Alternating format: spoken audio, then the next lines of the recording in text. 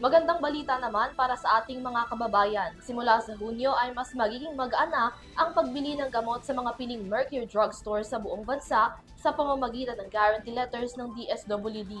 Ano ang mga kailangang malaman at paano ang proseso nito? Alamin sa balitang hatid ni Graciela Corazon.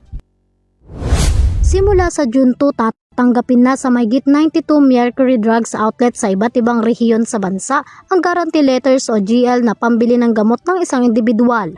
Pero dapat magmumula ang GL na yan sa Assistance to Individuals in Crisis Situations o AICS at ayuda para sa Kapos ang Kita Program o AKAP ng Department of Social Welfare and Development o DSWD.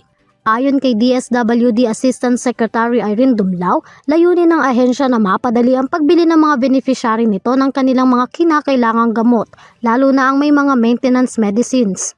Ang mga lugar kung saan may Mercury Drugstore na tumatanggap na ng DSWD issues GLs ay matatagpuan sa ilang piling lugar sa National Capital Region, Central Luzon, Calabar Zone, Mimaropa, Western, Central at Western Visayas, Zamboanga Peninsula, Northern Mindanao, Davao Region, Soc Sargent at Caraga Region. Samantala, nilinaw din ni Dumlao na ang mga field office ng DSWD sa Region 1, 2, 5 at Cordillera Administrative Region ay kasalukuyan pa ring nakikipag-ugnayan sa Mercury Drugs upang maisakatuparan ang parehong kasunduan. Ang AICS ay isa sa mga social protection program ng DSWD na nagbibigay ng tulong pinansyal gaya ng medical assistance, funeral, transportations, food at cash relief assistance.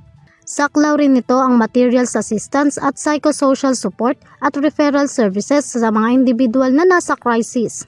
Ang AKAP naman ay isang social assistance na nagbibigay ng direktang tulong pinansyal sa mga individual na apektado ng inflation na ang kita ay mas mababa sa minimum wage mula sa Regional Tripartite Wage and Productivity Board. Ang mga GL or guarantee letter ay hindi na ipapasa at hindi na i-convert, na ipagpapalit or nare-refund ng cash.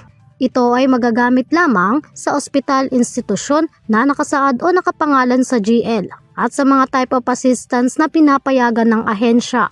Para sa EuroTV News, Graciela Corazon, sumasaludo sa bawat Pilipino.